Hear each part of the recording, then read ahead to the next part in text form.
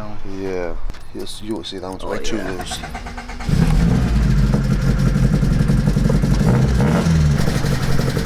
Sounds like shit. Sounds like shit. Sounds like shit, huh? Bro, I can't catch a break.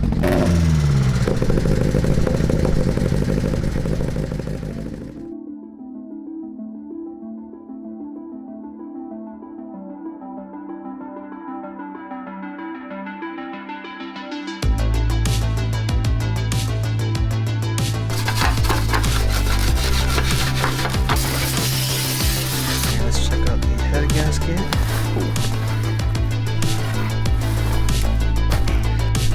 Right here, here's combustion. This side was starting to blow.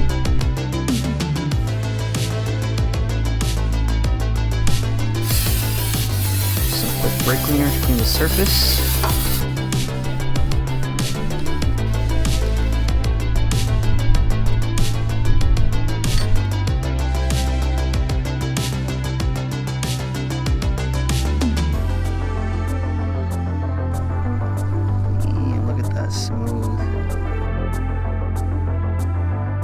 Currently the following day, couldn't really see last night, so head gasket's on, head is on, head bolts are tightened down to spec, and the timing belt and everything is set to top dead center, and everything's timed correctly.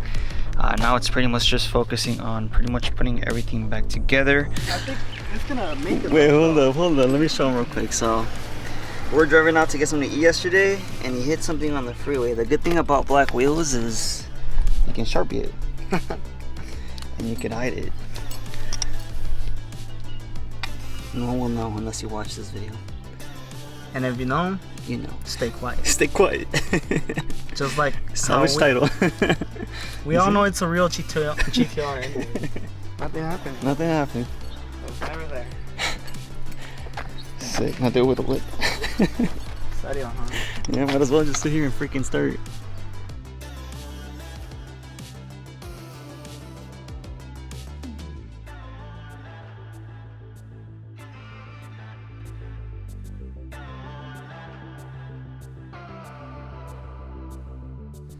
So we got these two guys for the fuel filter to the fuel rail. Goes right here, one on each side. Put that in there. Don't drop it.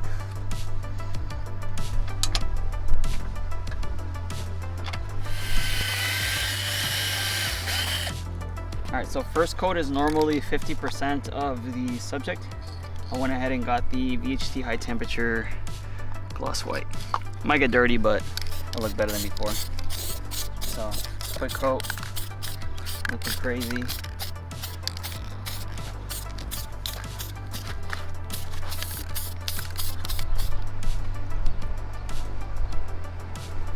I'm gonna go ahead and sand down the letters with this sanding block, and this allows me to kind of give this a nice touch. You guys will see right now it's a little bit dirty. I know white's not the best color because it's super easy to get it dirty, but not bad for a cheap what's it called, rattle campaign job, I guess. And here we have it. I still have to sand it down a little bit more to get rid of some of the imperfections, but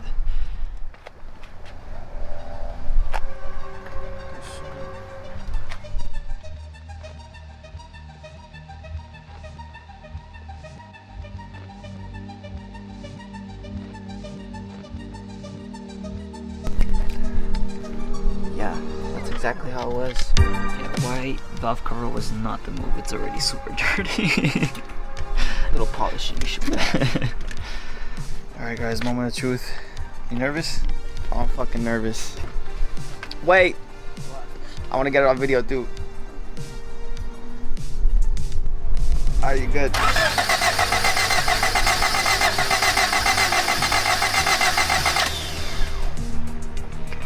Okay, hold on, we'll check something. Pull out the spark plug.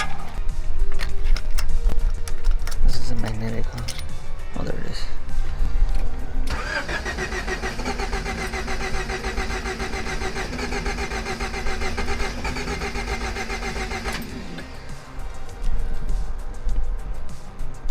What do you think? Nah, it's actually not the dizzy because it would just run rough. So it has to be timing. Has to be. Alright guys, so we weren't able to start the car. I'm gonna have a mechanic come out tomorrow morning and pretty much help me figure out why it's not starting. We're assuming it's timing because we're getting fuel and we're getting spark. So I think the timing marks might be a little bit off, and quite frankly I'm not no timing expert. I don't know how to do any of that, and yeah, we'll just have to wait and hopefully get this thing running by tomorrow.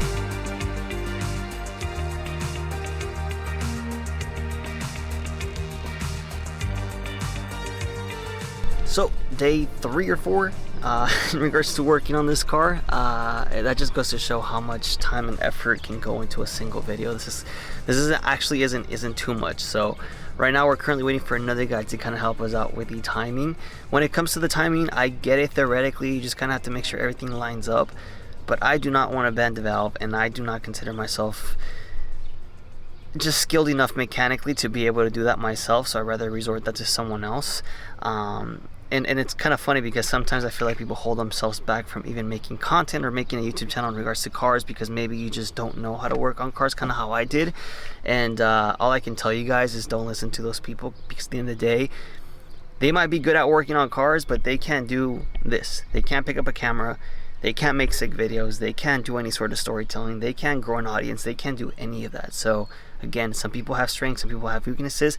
All you got to do is find that middle point. And for me, I consider myself to be decent at working on cars, but just because I do not have the ability to do everything myself, I just have people around me that can kind of help me and basically, you know, kind of cover that blind spot, right? And if you're interested in growing your own YouTube channel in regards to your automotive business or just to document your builds, I did make the Content Creator Academy first thing in the description. I pretty much put a bunch of videos in regards to everything I know about content creation, camera equipment, how to grow on social media. This goes across YouTube, Instagram, TikTok. Alright, so made some adjustments to the Dizzy. We're going to try to start it up and see if we get any different results.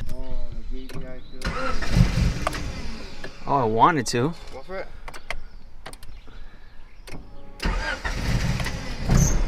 Oh, we're getting somewhere. What you thinking? Might even be this. The Dizzy? Yeah.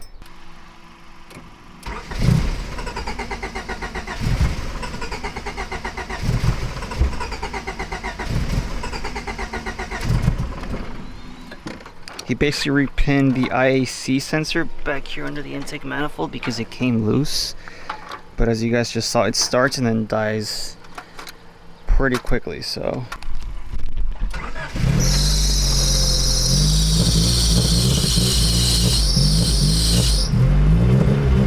It's like a misfire.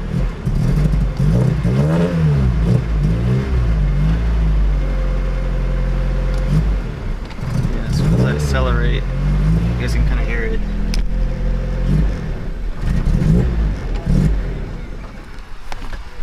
has like no power.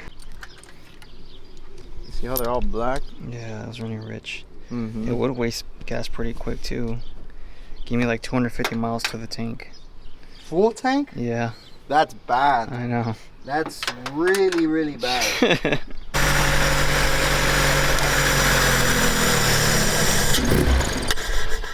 Something is up. Yeah. Alright, we're gonna go ahead and check for a fuel pressure.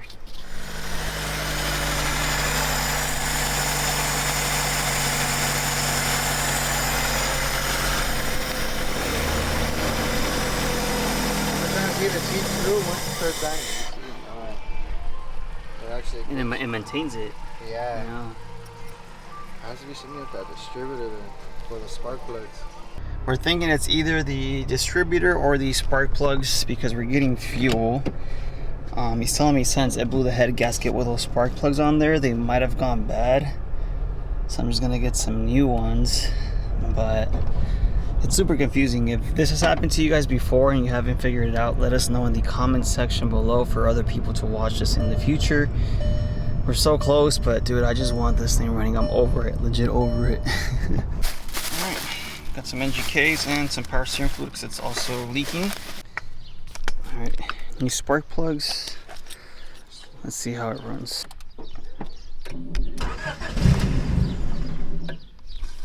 Back to square one.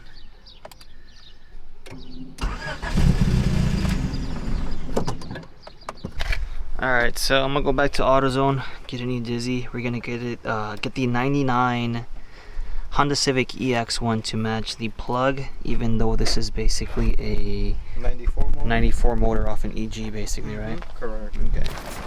We're back with a distributor off a 99 Civic EX. Here's the part number in case you guys need it. And while I was gone, apparently it was hailing out here. So you guys can see it just randomly starts raining. That's wild. Alright, so new dizzy's on. I don't want to go out there because it's freaking raining. Oh yeah, way better. Sounds way better. Oh yeah.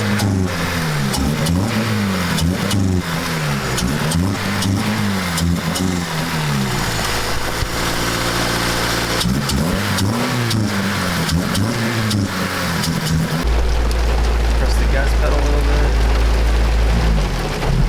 Yeah, it wants to die as soon as I push the...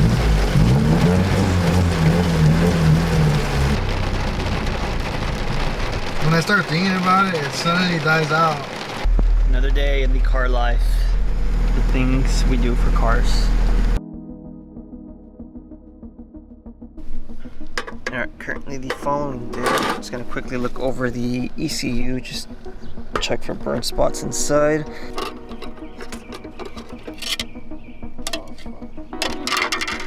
It's the other side. Everything looks fresh in there. No water spots, no burn. Nothing. Looks brand new.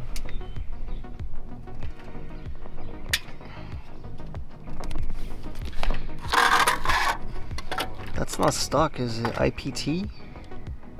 It's PO6. You see those numbers on top? Yeah. The plastic sits? Uh-huh. Right there. PO6.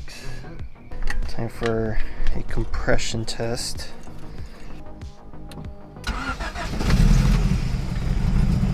Turns on with...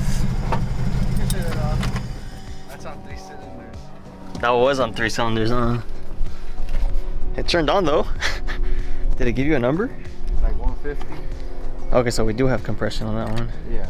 You're gonna have compression on all of them because it started up. I did forget to mention that I actually ended up swapping the map sensor and the TPS one, right? So these two sensors right here, this one and this one have the same type of clip. So I swapped them over and the car's still kind of struggling, but like it's more rev happy than it was yesterday, so.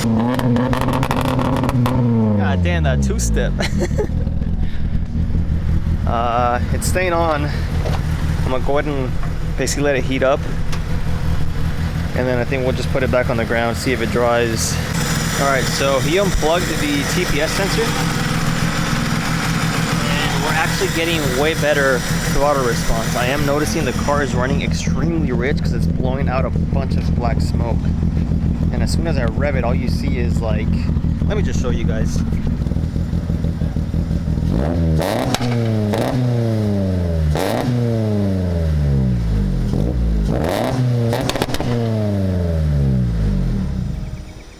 Too much fucking black smoke. Yeah, it's a lot.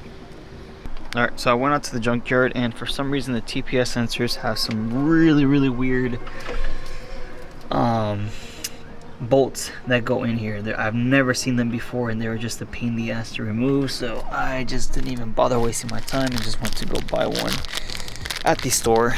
Might as well get a new one. I'm pretty sure this went bad because when we unplugged it we got immediate throttle response from the car, and we did clean and spray down the intake manifold and it got the sensor wet, so it makes complete sense. So hopefully after this we're good to go. It's been such a mission, guys, but this is just part of the learning process, and see now. At least I know this car a little bit better now that I put a little more hands on it, and I know it's been replaced. We've done things like fuel pumps, main relay, fuel filter, all these spark plugs, head gaskets.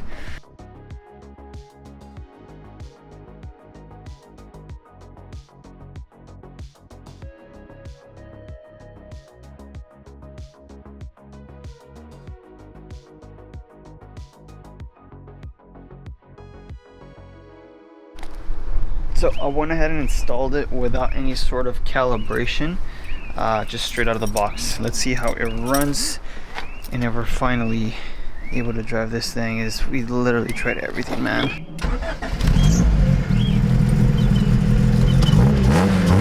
Oh yeah, that sounds really good.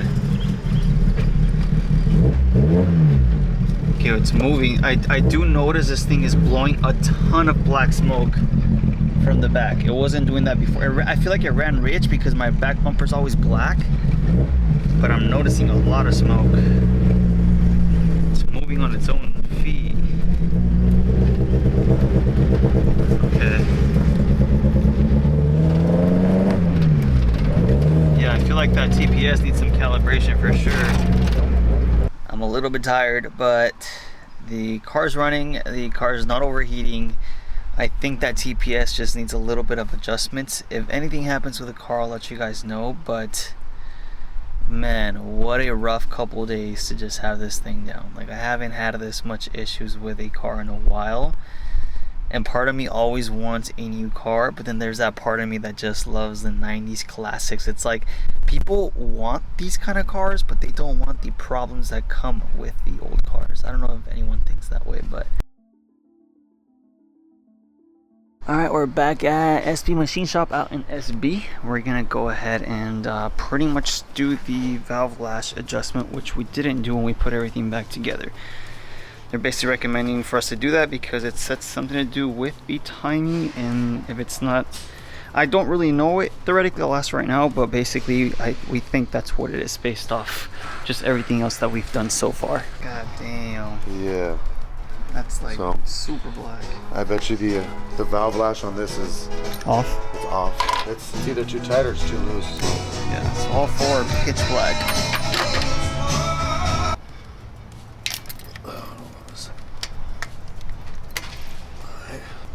7th out on the exhaust and 8 on the intake. Okay. So we want a slight drag. So see, it's very sensitive. And what's the sequence of order for these? For these, you just gotta make sure that they're on top. They're at top dead center. You could, like I said, you could. So you start with 1 and 4, and then you transition to 2 and 3. You could start with 1 or 6. Or 4. You could start with whatever you want. Yeah. I'm sorry. You just gotta make sure that they're all the one that the pair that you're starting with. It's at top dead center. Yeah, this is perfect drag right there. Okay. So you don't want it too tight, and you want it too snug. I mean, too tight or too loose. Right. Too loose is you will see that one's way too loose. See that? Yeah. Alright, we're pretty much ready to start up the car, and let's see if it makes a difference.